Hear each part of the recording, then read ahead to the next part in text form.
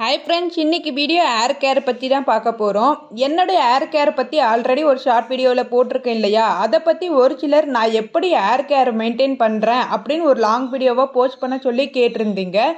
அவங்களுக்காக இந்த வீடியோ. ஒரு சில டிப்ஸ் எல்லாம் எனக்கு தெரிஞ்சுட்டு நான் உங்களுக்கு ஷேர் பண்ணுறேன். கண்டிப்பாக யூஸ்ஃபுல்லாக இருக்கும்னு நம்புகிறேன்.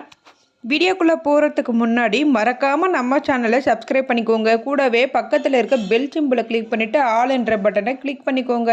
இப்போ வாங்க வீடியோக்குள்ளே போகலாம். நான் 1 மந்த் பிஃபோர் தான் ஹேர் கட் பண்ணியிருந்தேன். இப்போ பார்க்கும்போது பார்த்திங்கன்னா ஓரளவுக்கு முடி வளர்ந்துருக்கு. என்னுடைய முடிக்கு பார்த்திங்கன்னா சீக்ரெட்டாக நான் எதுவுமே பண்ணுறதில்ல, ஸ்பெஷலாகவும் கேர் எடுக்கிறதும் இல்லை. டெய்லி பொதுவாக தேங்காய் எண்ணெய் தான் அப்ளை பண்ணுறேன். இதனால தான் எனக்கு ஹேர் க்ரோத் சீக்கிரமாக ஆகுதுன்னு நான் நம்புகிறேன்.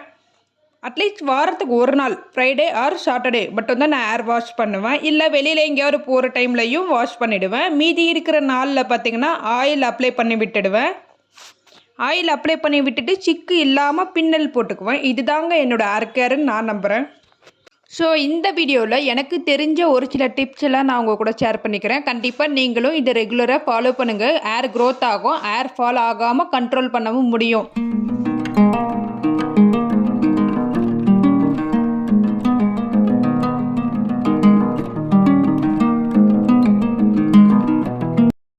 முதல் டிப் என்னன்னு பார்த்தீங்கன்னா, முதல்ல தலைக்கு எண்ணெய் அப்ளை பண்ணிவிட்டு சிக்கு எடுக்காதீங்க. ஆயில் அப்ளை பண்ணுறதுக்கு முன்னாடியே சிக்கு எடுத்துட்டு அதுக்கப்புறம் ஆயில் அப்ளை பண்ணும்போது முடி கொட்டுறது ஓரளவுக்கு கண்ட்ரோல் ஆகும். நான் பார்த்தீங்கன்னா எப்போவுமே டெய்லி சிக்கு எடுத்து ஜடை பின்னி தான் போட்டுக்குவேன். மார்னிங் அண்ட் ஈவினிங் 2 வாட்டியும் ஜடை பின்னல் போட்டுக்குவேன். வெளியில் போகிறப்போ மட்டும் ஹேர் டிஃப்ரெண்ட்டாக பண்ணிப்பேன். ஒரு நாளைக்கு 2 தடவை தலைச்சீவி ஜடை போடும்போது முடி கொட்டுறது கம்மியாகும். பொதுவாக தலைமுடியில் சிக்கு இல்லாமல் பார்த்துக்கோங்க. ஆட்டோமேட்டிக்காக முடி கொட்டுறது குறையும்.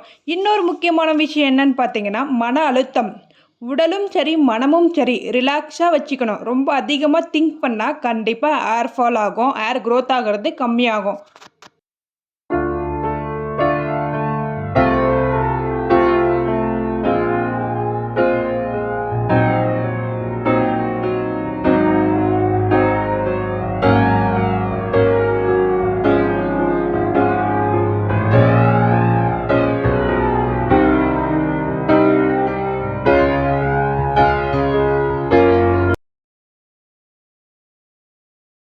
இரண்டாவது டிப் என்னன்னு பார்த்தீங்கன்னா, முதல்ல ஹேர் கேர், ஹேர் க்ரோத் அப்படின்னாலே ரொம்ப முக்கியமான விஷயம் பார்த்தீங்கன்னா, தலைக்கு எண்ணெய் வைக்கிறது தான்.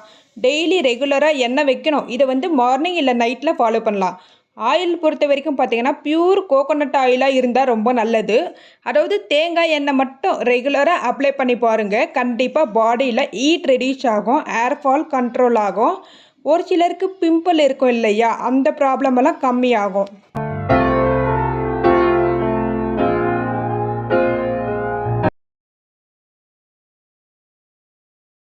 மூணாவது டிப் என்னன்னு பார்த்தீங்கன்னா, டெய்லி ஆயில் அப்ளை பண்ணிவிட்டு ஒரு 5 நிமிஷமாவது தலையில் விரல் வச்சு அழுத்தி தேய்ச்சி மசாஜ் பண்ணி விடணும்.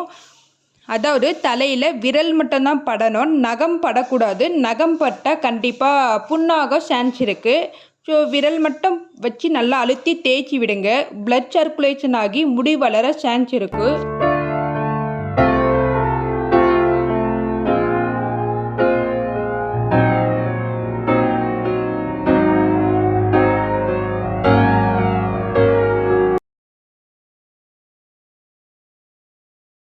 அடுத்த டிப்பு பார்த்திங்கன்னா ஃபுட்டு. அதாவது ஹேர் க்ரோத்துக்கு மெயின் ரீசன் பார்த்திங்கன்னா ஃபுட்டு தான். பொதுவாக ஹேர் க்ரோத் ஆகிறதுக்கு ஃபுட் ரொட்டீனும் முக்கியமான காரணமாக இருக்கணும். ஹேர் க்ரோத் ஆகிற ஃபுட்டு பார்த்திங்கன்னா கேரட்டு, கீரை வகைகள், அப்புறம் பாதாம், முந்திரி, வால்நட் இதெல்லாம் மிக்ஸ் பண்ணி மில்க் ஷேக் மாதிரி கூட எடுத்துக்கலாம். வீக்லி ட்வைஸ் பாயில் பண்ண எக் எடுத்துக்கலாம். அடுத்து கருவேப்பிலை அதிகமாக சேர்த்துக்கோங்க. குழம்பு, கிரேவி இதெல்லாம் பண்ணும்போது கருவேப்பிலையை அரைச்சி சேர்த்துக்கோங்க. ஏன்னா சில பேருக்கு சாப்பிட பிடிக்காது இல்லையா, அதுக்காக கருவேப்பிலையை அரைச்சி சேர்த்துக்கலாம். நம்ம எந்த அளவுக்கு ஹெல்த்தியாக ஃபுட்டு எடுத்துக்கிறோங்கிறது ரொம்பவே முக்கியம். நம்ம ஹெல்த்தியாக ஃபுட்டு எடுத்தால் மட்டும்தான் ஹேர் க்ரோத் ஆகும். அடுத்த டிப் என்னன்னு பார்த்தீங்கன்னா, ஷாம்பு. யூஸ்வலாக ஹேர் வாஷ் பண்ணும்போது ஷாம்புவை டைரெக்டாக தலைக்கு அப்ளை பண்ணக்கூடாது. தண்ணியில் கலந்து மிக்ஸ் பண்ணி தான் அப்ளை பண்ணணும். இந்த டிப்பை ரெகுலராக ஃபாலோ பண்ணி பாருங்கள், கண்டிப்பாக ரிசல்ட் தெரியும்.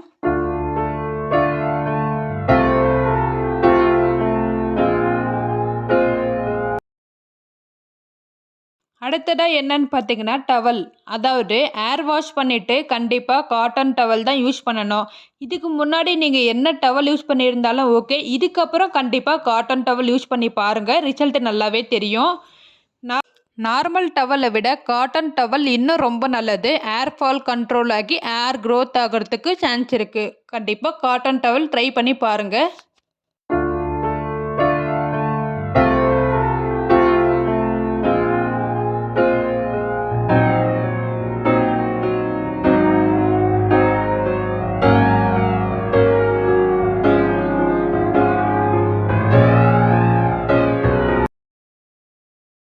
கடைசி டிப் என்னன்னு பார்த்தீங்கன்னா காற்று. அதாவது ஏர் ட்ரையர் யூஸ் பண்ணுறத விட நார்மலாக ஃபேன் காற்றுல காட்டன் டவல் வச்சு யூஸ் பண்ணி துடைச்சி காய வைக்கிறது இன்னும் ரொம்பவே நல்லது. ஏர் ட்ரையர் யூஸ் பண்ணும்போது பார்த்திங்கன்னா கண்டிப்பாக ஏர் ஃபால் ஆகும். எமர்ஜென்சி டைமில் வேணால் ஏர் ட்ரையர் யூஸ் பண்ணிக்கலாம். ஆனால் ரெகுலராக அது யூஸ் பண்ணக்கூடாது. நேச்சுரலாக பார்த்திங்கன்னா ஃபேன் காற்றுல ஆற வைக்கிறது ரொம்பவே நல்லது. இந்த டிப்பே போதும்னு நினைக்கிறேன். வீடியோ பார்த்துருப்பீங்கன்னு நினைக்கிறேன். நேச்சுரலாக எப்படி ஏர் க்ரோத் பண்ணுறது, எப்படி ஏர் ஃபால் கண்ட்ரோல் பண்ணுறதுன்னு எனக்கு தெரிஞ்ச வழியில் நான் சொல்லியிருக்கேன். நீங்களும் இதை ரெகுலராக ஃபாலோ பண்ணி பாருங்கள். கண்டிப்பாக ரிசல்ட் நல்லாவே தெரியும். 1 மாதம் மட்டும் ஃபாலோ பண்ணிவிட்டு இதோட ரிசல்ட் எதிர்பார்க்காதீங்க. ஒரு 6 மாதமாவது ஃபாலோ பண்ணி பாருங்கள். கண்டிப்பாக இதோட ரிசல்ட் உங்களுக்கே தெரியும். இந்த வீடியோ உங்களுக்கு பிடிச்சிருக்குன்னா மறக்காமல் லைக் பண்ணிக்கோங்க, சப்ஸ்கிரைப் பண்ணிக்கோங்க. பாய்.